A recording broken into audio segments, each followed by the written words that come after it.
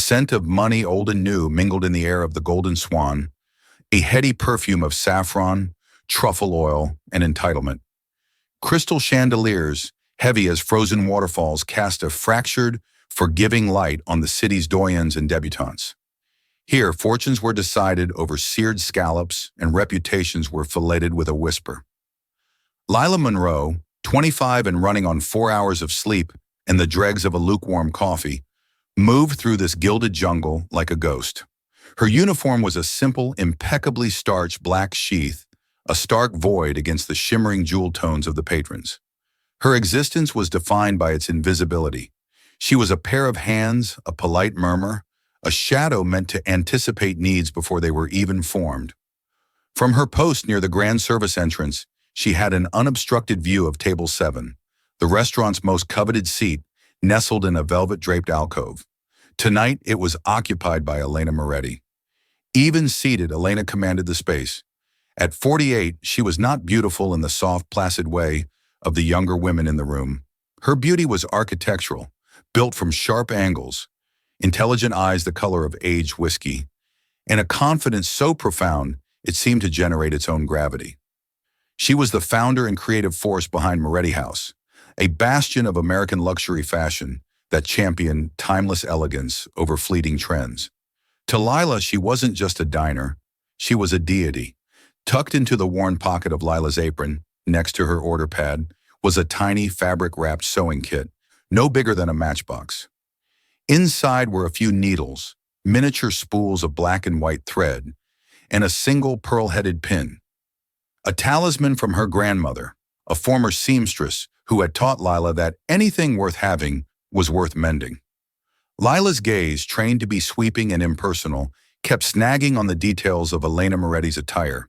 The dress was a Moretti original, of course, from a decade-old collection, a masterful column of sapphire silk, so deep it was almost black, with a deceptively simple neckline that spoke of hours of painstaking hand-stitching. Lila's fingers twitched with a familiar ache, the ghost memory of charcoal on paper, of fabric under her fingertips. She had been 2 semesters away from graduating from Parsons School of Design when her grandmother's health had collapsed, taking her savings, her scholarship, and her dreams with it. Now, instead of draping silk, she cleared plates, her artist's eye a secret torment, cataloging the subtle flaws and triumphs of the couture that paraded past her. A commotion from the adjacent table, Table 8, drew her attention.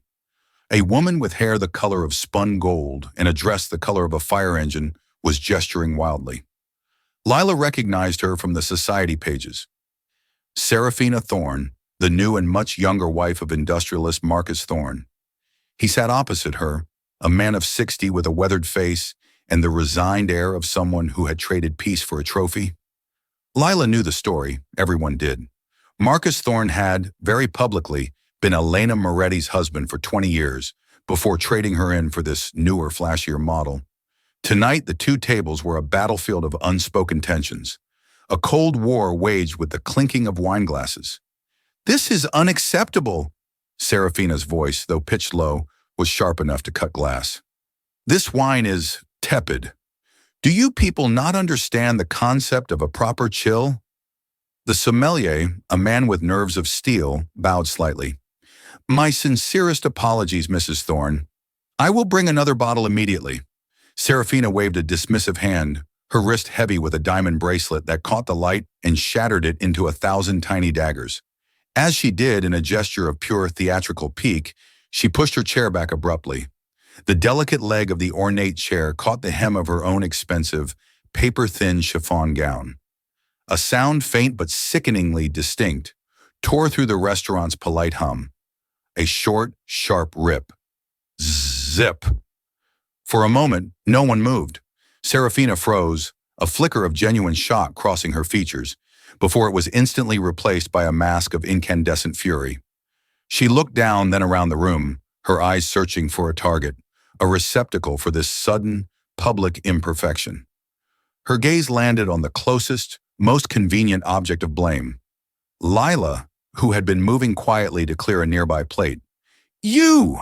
Serafina's voice was no longer a whisper. It was a shriek that caused heads to turn all across the dining room. She stood, pointing a lacquered fingernail at Lila. "You did this! You clumsy oaf! You tripped and caught my dress!" The accusation was so patently false, so physically impossible, that Lila could only stare, her mind struggling to process the injustice. She had been a good 5 feet away. The manager, a perpetually panicked man named Mr. Dubois, scurried over, his face pale. "Mrs. Thorne, what seems to be the trouble?" "The trouble," Serafina spat, her voice dripping with venom, "is that your incompetent staff has just ruined a $10,000 gown. Look at it." She gestured to a 6-inch tear that ran jaggedly along the side seam near the hem, a messy, ugly wound in the crimson fabric. "I want her fired, now, and I expect the restaurant to compensate me for the damages." Mr. Dubois looked from Serafina's furious face to Lila's stunned one. He didn't care about the truth. He cared about the reputation of the Golden Swan and the formidable wealth of Marcus Thorne. The calculation was simple and brutal. "You are dismissed, young lady," he said to Lila, his voice low and final. "Collect your things and leave. Immediately." The words hit Lila like a physical blow. Fired. Humiliated for something she didn't do. The rent was due. Her grandmother's prescription needed refilling. A wave of cold, dizzying panic washed over her. Tears pricked at her eyes, but she refused to let them fall. Crying was a luxury she couldn't afford. But then something else took over. The designer in her, the girl who had spent countless nights studying the architecture of clothing, looked past the injustice and saw the problem. It was a clean rip along a seam. Difficult, yes, in chiffon so fine, but not impossible to fix. Not if you knew what you were doing. The panic receded, replaced by a strange, sharp clarity. This was her world, her language. This she understood. Ignoring the manager, ignoring Serafina's triumphant sneer, Lila took a step forward. Her voice when she spoke was quiet but steady, devoid of the deference of a waitress. It was the voice of a craftsman. "It's a stress tear along the cross grain," she said, her eyes focused on the damaged dress. "The stitching was too tight for the delicacy of the chiffon. It's a common mistake with mass-produced couture." Serafina stared, momentarily speechless. "How dare you?" Lila's gaze finally lifted, meeting Serafina's. "I can fix it," she said simply. "Right now. It will take me 5 minutes. The repair won't be invisible, not completely, but it will be stable enough to get you through the evening, without it unraveling further." A ripple of intrigued murmurs went through the nearby tables. Mr. Dubois looked horrified. "That is entirely inappropriate. Just leave." "Fix it?" Serafina let out a shrill, incredulous laugh. "You? A waitress? With what? A stapler?" Lila's hand went to her apron pocket, her fingers closing around the small, familiar shape of her sewing kit. With a half-blind hemming stitch and a needle fine enough not to pucker the fabric? The technical specificity of the phrase hung in the air, a strange note of competence in a symphony of chaos. It was at that moment that a new voice joined the fray, a voice like aged whiskey, smooth and potent. "Let her try." All eyes turned to table 7. Elena Moretti was watching the scene, her expression unreadable. She hadn't moved, but her focus was now entirely on Lila, a laser-like intensity in her gaze. There was a flicker of something in her eyes. Not pity, but a professional curiosity, the look of a master artisan observing a potential apprentice. Serafina whirled around to face her. "Elena, this has nothing to do with you." The use of her first name was a deliberate, familiar barb. "On the contrary," Elena said, her voice calm and level, effortlessly commanding the room. "It has become dinner theater, and I am a captive audience. You've accused the girl of ruining your dress. She has offered a novel, if unusual, form of restitution. I, for one, am intrigued to see if she possesses the skill she claims to have." She turned her penetrating gaze on Lila. "You said 5 minutes." It wasn't a question. It was a challenge. Lila's heart hammered against her ribs. This was it. A moment of impossible, terrifying opportunity. She was no longer a waitress being fired. She was a designer being given a test by the one person in the world whose opinion mattered. "Yes, ma'am," Lila said, her voice finding a new strength. 5 minutes." Mr. Dubois looked as if he were about to faint. Marcus Thorne, for the first time, looked directly at Lila, a flicker of interest in his tired eyes. Serafina, caught between her desire to see Lila punished and her reluctance to be publicly contradicted by Elena, was trapped.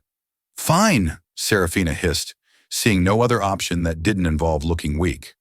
"But if you make it worse, I'll own this restaurant. And you," she added, her eyes narrowing at Lila, "will be lucky to find work scrubbing floors in a bus station." Lila simply nodded. She gestured to a small empty chair at Serafina's table. "If you would please sit, Mrs. Thorne, and remain as still as possible." With the entire dining room watching in rapt, disbelieving silence, Lila knelt on the plush carpet. She opened her small, worn sewing kit, the simple tools of her trade looking absurdly humble in the opulent surroundings. She selected a needle, threaded it with a crimson thread that was a near-perfect match from a tiny emergency spool, her movements swift and sure. The world narrowed to the torn fabric, the needle in her hand, and the quiet, assessing gaze of Elena Moretti. The future of her life, she knew, would be determined by the quality of the next stitch. The hush in the Golden Swan was absolute, broken only by the distant clatter from the kitchen and the soft, rhythmic whisper of thread passing through chiffon. Lila worked with a surgeon's focus, her fingers, usually clumsy with exhaustion, now moving with an innate, muscle-memorized grace. She didn't just sew, she coaxed the delicate, wounded fabric back together. Her chosen stitch, the half-blind hem, was a thing of beauty, a tiny, intricate dance of needle and thread that caught only a single fiber on the visible side of the cloth, rendering the repair almost invisible from a distance. Serafina sat ramrod straight, her face a mask of simmering fury and humiliation. She was a spectacle, and she knew it. But across the small space, Elena Moretti leaned forward slightly, her expert eye missing nothing. She wasn't watching the drama, she was studying the technique. She saw the economy of movement in Lila's hands, the confident way she anchored the thread without pulling the fabric, the subtle adjustment she made to accommodate the bias cut of the gown. These were not the actions of a hobbyist. They were the instincts of a professional. Less than 5 minutes later, Lila snipped the thread with a tiny pair of scissors from her kit and sat back on her heels. "It's done," she said quietly. "It will hold for the evening. I would advise a more permanent repair by a professional tailor tomorrow." Serafina looked down, her expression grudging. The jagged tear was gone, replaced by a fine, discreet line that was barely perceptible in the dim light. It was, she had to admit, a masterful job. But admitting it meant admitting that this nobody, this waitress, possessed a skill that she, with all her wealth, could only purchase. "It's, adequate," she pronounced, the word heavy with condescension. She looked at Mr. Dubois. "I'm still not paying for the wine." Mr. Dubois, just grateful that the screaming had stopped, bowed. "Of course, Mrs. Thorne. Entirely complimentary." Lila stood up, her knees aching from kneeling on the floor. She quietly packed away her sewing kit, her brief moment in the spotlight over. The adrenaline was fading, and the grim reality of her situation was returning. She had saved a dress, but she had still lost her job. She turned to leave, her shoulders slumping in defeat. "Wait." Elena Moretti's voice cut through the air again. Lila stopped, turning to face her. "You're fired, aren't you?" Elena stated it as a fact. Lila swallowed, her throat suddenly dry. "Yes, ma'am. For something you didn't do." "Yes, ma'am." Elena looked from Lila's tired, pale face to her own ex-husband's table. She looked at Serafina, who was now preening, accepting the fawning apologies of the manager as her due, and she looked at Marcus, who was staring into his wineglass, refusing to meet her eyes. A decision, swift and decisive, settled in Elena's features.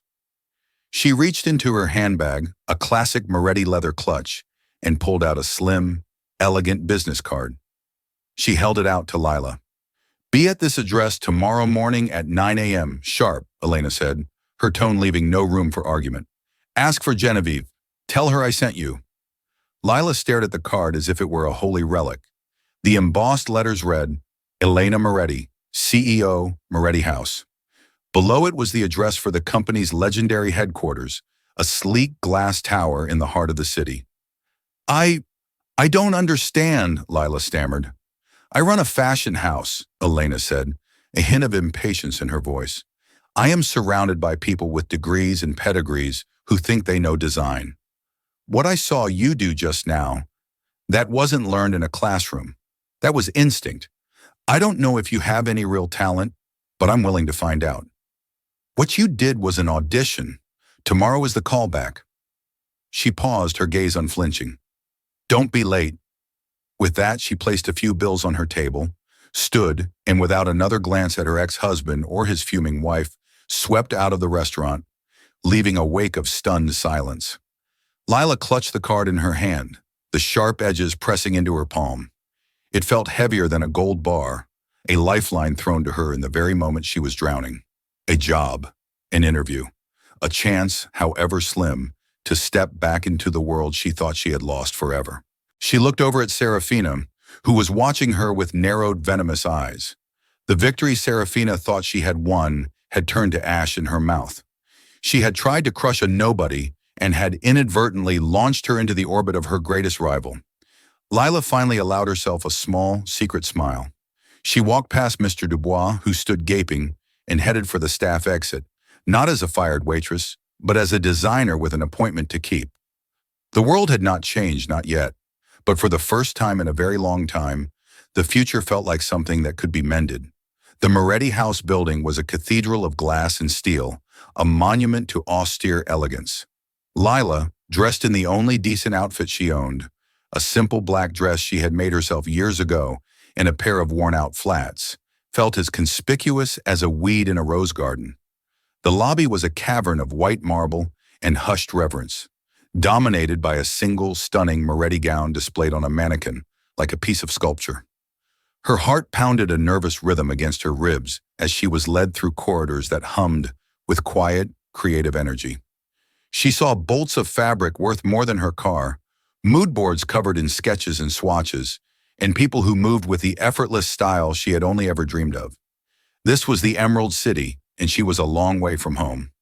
Geneviève Dubois, no relation to the restaurant manager, a coincidence that felt like a cruel cosmic joke, was the head of the atelier, a French woman in her late 50s with a severe silver bob and an expression that suggested she had just smelled something unpleasant. She looked Lila up and down, her eyes lingering on the homemade dress, with thinly veiled disdain. So, Geneviève said, her voice crisp and heavily accented, you are the waitress. Elena is prone to these impulses. She sees a stray and thinks she can turn it into a show dog.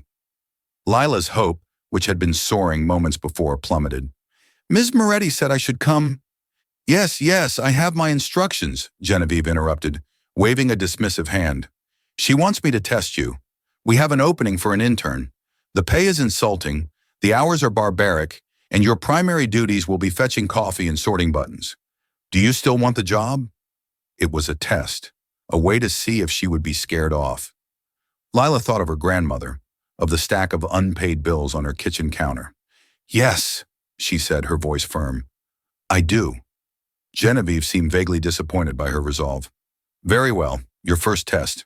This is a rush order for a custom gown. The client has sent it back. She claims the beading on the bodice is uninspired. It needs to be redone, completely, by tomorrow. She led Lila to a workstation where a magnificent but flawed gown of dove-gray satin was draped over a dress form. The beading was technically perfect, but emotionally cold, a sterile geometric pattern that did nothing to flatter the dress or its future wearer. Fix it, Geneviève said with a thin smile. Show me your instinct. She turned and walked away, leaving Lila alone with the dress, a box of thousands of beads, and the weight of impossible expectations. For a long moment, Lila just stared at the gown, overwhelmed. This wasn't a tear in a seam. This was a fundamental artistic failure. What did she know? She was a waitress, an imposter. Genevieve's words echoed in her ears. A stray. Then she took a deep breath and touched the fabric. The satin was cool and smooth beneath her fingers. She closed her eyes and thought about the woman who would wear this. What was her story? She imagined her not as a client, but as a character. She thought about the way light falls on a bird's wing, the intricate patterns of frost on a windowpane. She remembered her grandmother teaching her how to create visual flow, to lead the eye, to tell a story with thread. She picked up a seam ripper and with a silent prayer began to undo the first stitch of the uninspired beading. Lila didn't leave the atelier that night. Fueled by stale coffee from the break room and a fierce, desperate determination, she worked. She unpicked every single one of the thousands of beads, sorting them by size and color. Then she began to create. She didn't sketch her design first. She composed it directly onto the fabric, letting the gown speak to her. She abandoned the rigid geometric pattern, instead creating a soft, asymmetrical cascade of silver and pearl beads that swept across the bodice like a dusting of starlight, pooling at the waist before scattering delicately down the skirt. It was lyrical, romantic, and utterly transformative. At dawn, she finally put down her needle, her eyes gritty and her back a single knot of pain. She looked at the dress. It was no longer just a garment. It was alive. She was asleep in a chair, her head pillowed on a bolt of scrap silk, when Elena Moretti found her. Elena walked into the atelier just as the morning sun was streaming through the floor-to-ceiling windows. She had come in early, a habit from her startup days. She saw Lila asleep, looking young and vulnerable, and then she saw the dress. She stopped dead. She walked slowly towards the dress form, her footsteps silent on the polished concrete floor. She reached out a hand but didn't touch it, as if it were a work of art in a museum. She circled it, her sharp eye taking in every detail. The subtle gradient of the beading, the way the pattern enhanced the drape of the satin, the flawless, invisible stitches on the underside. It was not just fixed. It was reborn. It now had a soul. Genevieve arrived a few moments later, expecting to find the dress either ruined or untouched. She saw Elena standing before the gown, her expression one of deep, unadulterated concentration. "Elena, she began. Elena held up a hand, silencing her. She turned to Genevieve, her whiskey-colored eyes sharp and clear. "Who is the client for this gown?" "Amelia Vance," Genevieve replied, "the philanthropist, for the conservatory ball." "Call her," Elena ordered. "Tell her the gown is ready for a final fitting." "And Genevieve," she added, her voice dropping to a low, serious tone, "when you were an intern, could you have done this?" Genevieve looked at the dress, truly looked at it, past her own pride and her jealousy of this upstart. She saw the artistry, the raw, undeniable talent. She was a professional, and she could not lie about the quality of the work. "No," she admitted, the word barely a whisper. "I could not." Elena nodded, a small, satisfied smile playing on her lips. She turned and gently shook Lila's shoulder. Lila startled awake, her eyes wide and confused. "Good morning," Elena said, her voice softer than Lila had ever heard it. "Welcome to Moretti House." Lila's internship was less a job and more a trial by fire. Genevieve, smarting from her public humbling, assigned Lila the most menial tasks imaginable: cataloging buttons, organizing the thread archive, steaming garments for hours on end. It was a deliberate campaign of tedious invisibility designed to crush her spirit, but Genevieve had misjudged her. Lila attacked each task with the same meticulous focus she had applied to the beaded gown. She didn't just sort buttons. She organized them by era, material, and provenance, creating a cross-reference system that made finding the perfect closure for a garment 10 times faster. Her work, however humble, was a quiet rebellion of competence. Elena observed this from a distance. She was a shrewd judge of character, and she knew that true talent was inextricably linked to work ethic. She saw Lila arriving early and staying late, never complaining, always watching, always learning. She saw her spending her lunch breaks in the company's vast design library, poring over books on historical fashion and textile art. Elena started leaving difficult books on her own desk, esoteric texts on Japanese fabric dyeing or the structural principles of Viennese bias cut. The next day, the books would be back on her desk, a small, respectful note tucked inside with a thoughtful question or an astute observation from Lila. It became their silent conversation, a mentorship conducted through the pages of books. One afternoon, Elena found Lila in the archives, carefully restoring a damaged piece of 1920s lace. "Genevieve has you mending rags now?" Elena asked, her tone dry. "She called it a test of my fine motor skills." Lila replied without looking up from her work. "But this isn't a rag. The floral pattern is a precursor to the Art Deco style. It's a piece of history." Elena picked up one of Lila's sketchbooks, which was lying open on the table. It was filled not with grand designs, but with small, detailed studies. The way a collar turned, the complex pleating on a sleeve, a dozen variations on a single cuff. They were the exercises of a musician practicing scales, a writer diagramming sentences. It was the work of someone deeply serious about their craft. "You're patient," Elena observed. "It's an unfashionable virtue in a world that craves novelty." "My grandmother taught me that things of quality take time," Lila said softly.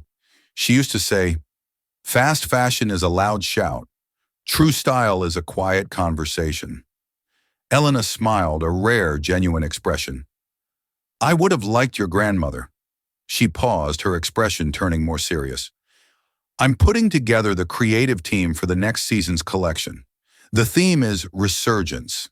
I want you on the team, not as an intern, as a junior concept artist." Lila's head snapped up, her needle forgotten. "But I'm just sorting buttons." Genevieve said, "I am the head of this house, not Genevieve," Elena stated simply. "She is a superb technician, but her vision has become safe, stagnant. This house was built on bold ideas. I haven't seen a bold idea in years." Her eyes met Lila's. "Until now. Your work on the Vance gown was bold. Your notes in my books are bold. I think you have a voice. I want to hear what it has to say." The promotion sent shockwaves through the atelier. Lila was now the lowest-ranking member of the most elite team in the company. The other designers, loyal to Genevieve, treated her with a frigid politeness that was worse than open hostility. They excluded her from meetings, forgot to send her important memos, and spoke French when she was in the room, knowing she wouldn't understand.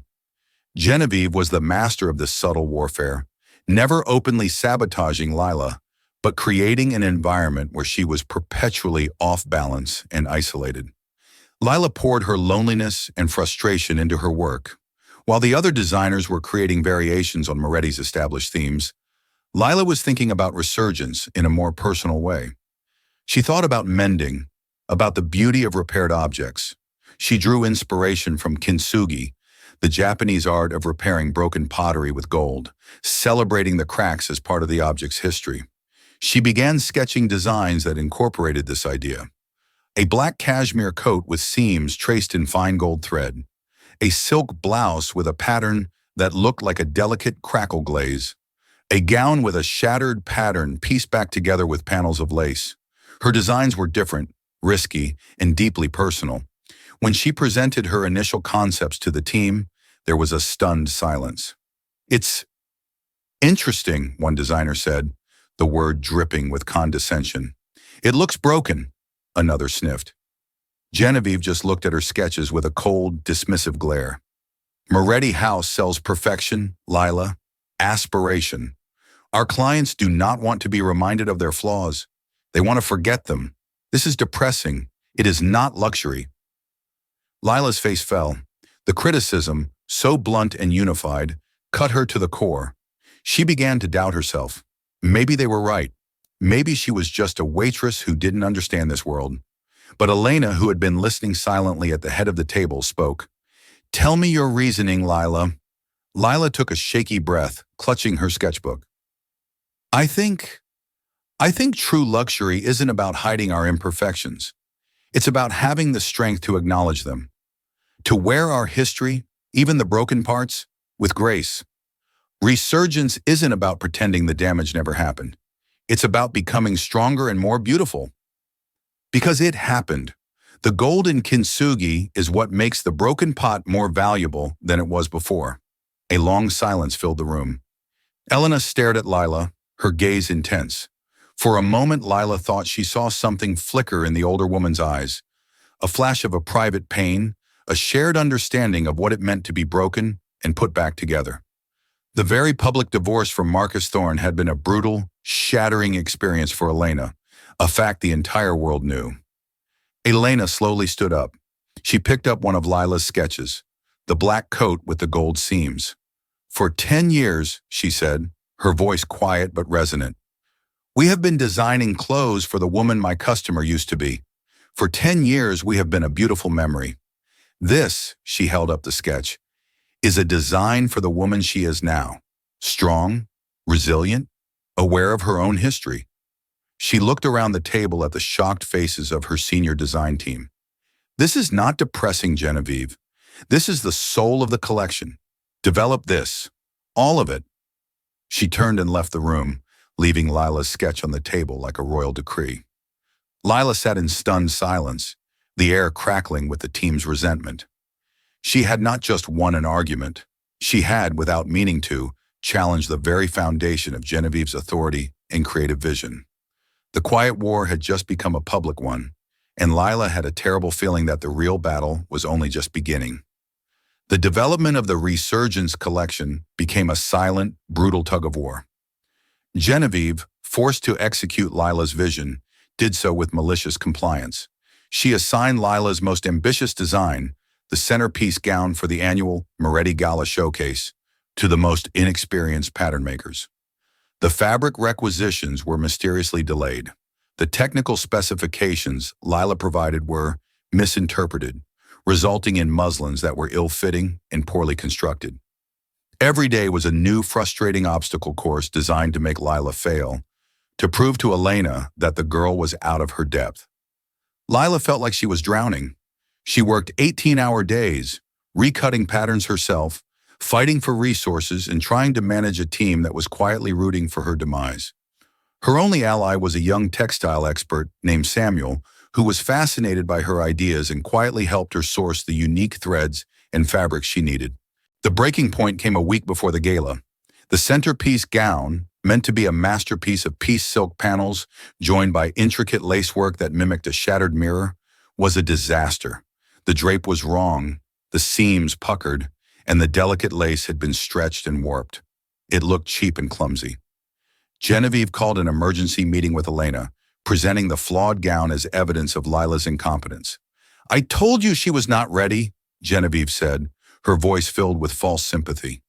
"Her ideas are lovely on paper, but she lacks the technical expertise to execute them. The gown is a failure. We must pull it from the show and replace it with something more conventional." Elena stood before the dress, her face an unreadable mask. She ran a hand over a puckered seam, her silence more damning than any outburst. Lila stood beside her, her heart a cold stone in her chest. Everything she had worked for was crumbling around her. She had failed. "What happened here, Lila?" Elena asked, her voice dangerously quiet. Lila could have made excuses. She could have blamed Genevieve, the pattern makers, the delayed fabrics. But she knew that leaders didn't make excuses. They took responsibility. "I failed to oversee the construction properly," Lila said, her voice shaking slightly but clear. "The vision was mine, so the failure is mine." Genevieve's lips curved into a triumphant smile. Elena was silent for a long moment. Then she turned to Genevieve. "Leave us." "Elena, we have no time." "I said, leave us," Elena repeated, her voice like ice. Genevieve, stunned, backed out of the room, followed by the rest of the anxious team. When the door closed, Elena turned back to Lila. "You're right," Elena said softly. "The failure is yours. You failed to command the respect of your team. You failed to anticipate sabotage. You failed to fight hard enough for your own vision. These are not just failures of technique. They are failures of leadership." Tears welled in Lila's eyes. "I know. I'm sorry I let you down." "I am not interested in your apology," Elena said, her tone sharp. "I am interested in what you are going to do about it." Lila looked at her, confused. "But it's ruined. The gala is in a week." "A week is a lifetime," Elena countered. "When I started this company, I had a disastrous fire in my first studio 2 weeks before my debut show. Everything was gone. My investors told me to declare bankruptcy. Instead, I and 2 seamstresses worked for 14 days straight. We slept on cutting tables and lived on coffee. We created an entire collection out of smoke-damaged silk and salvaged scraps. That collection, she said with a fierce pride, put Moretti House on the map. Because it wasn't just about clothes, it was about the will to create beauty from ashes. She stepped closer to Lila, her whiskey-colored eyes boring into her. I did not choose you because I thought you were perfect. I chose you because I saw a fighter in that restaurant. I saw a survivor. Now I see a girl who is about to give up. So I will ask you again, what are you going to do about it? A fire ignited in Lila's chest, burning away the despair. Elena wasn't punishing her. She was challenging her. She was offering her a path forward, but she had to be brave enough to walk it. Lila looked at the ruined dress, then back at Elena. I'm going to fix it, she said, her voice raw but resolute. How? I'm going to remake it. From scratch. Myself. There isn't enough of the original silk left. Then I'll find something else, Lila declared, her mind racing. She thought of her kintsugi concept. I won't hide the mistakes. I'll make them part of the story. I'll use a different fabric for the new panels. I'll make the seams the focus. You'll need help, Elena said. I have Samuel, Lila said, and I'll ask for volunteers. Anyone who still believes in the idea. Elena studied her for a long moment, a slow, approving smile spreading across her face. The atelier is yours for the next week. No one, not even Genevieve, is to enter without your permission. You will have any resource you require. The security codes will be changed. I will post a guard at the door. She was not just giving Lila permission, she was giving her command. She was clearing the battlefield so Lila could fight. But Lila, she added, her voice a final stern warning, if that dress is not on the runway in 7 days, perfect and complete, do not bother coming back on the 8th. The next 7 days were a blur of frenetic creation. Lila posted a simple notice on the atelier bulletin board. The Resurgence gown is being remade. All are welcome to help create something beautiful from a broken beginning. To her astonishment, 3 people showed up. Samuel, of course, and 2 junior seamstresses, young women who had been inspired by Lila's meteoric rise and tired of the atelier's cynical culture. They were not the most experienced, but they were passionate and loyal. They became her small, dedicated army. Lila redesigned the gown on the fly. She couldn't replicate the original, so she leaned into the philosophy of kintsugi. She chose a delicate hand-woven silver lame to replace the ruined silk panels. The new fabric was a stark, beautiful contrast to the original, and instead of trying to hide the seams, Lila designed a complex, almost sculptural embroidery of jet black beads and obsidian crystals to trace the lines where the old and new fabrics met. The seams became veins of glittering darkness, transforming the dress from something shattered into something heroically pieced back together. They worked around the clock. Elena had food and coffee sent in.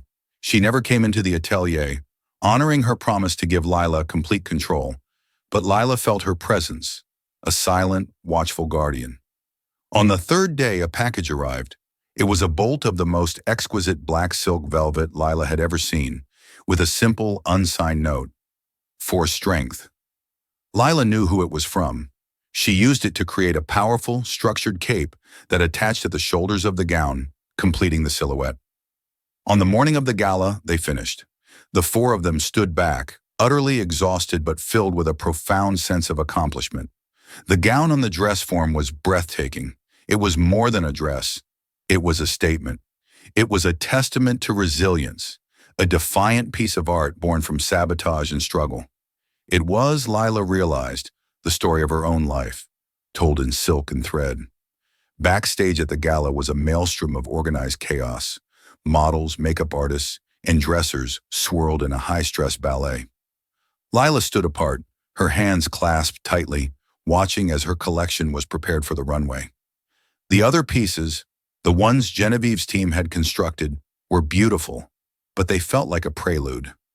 Everything hinged on the final piece, the Resurgence gown. Genevieve found her near the lighting rig, her face a tight mask of professional calm. A valiant effort, she said, the words clipped, but a collection is only as strong as its weakest link. Ending with such a compromised piece is a great risk. It's not compromise, Lila said, her voice steady. It's honest. The show began. As each piece from the Resurgence collection came down the runway, a hush fell over the audience. They saw the golden seams, the crackled glaze patterns, the subtle celebration of imperfection. It was new, daring, and deeply moving. It resonated with a world weary of manufactured perfection. Finally, it was time for the finale. The lights dimmed, and a single powerful spotlight hit the entrance to the runway. The model emerged wearing the Resurgence gown.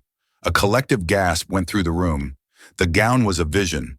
The silver lame caught the light, shimmering against the matte black of the original panels.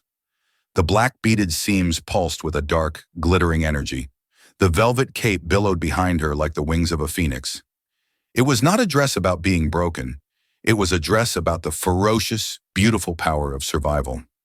In the front row, a notoriously harsh fashion critic slowly lowered her glasses, her mouth slightly agape. Across the aisle, the editor-in-chief of Vogue nodded, a look of profound respect on her face. When the model reached the end of the runway and turned, the applause began.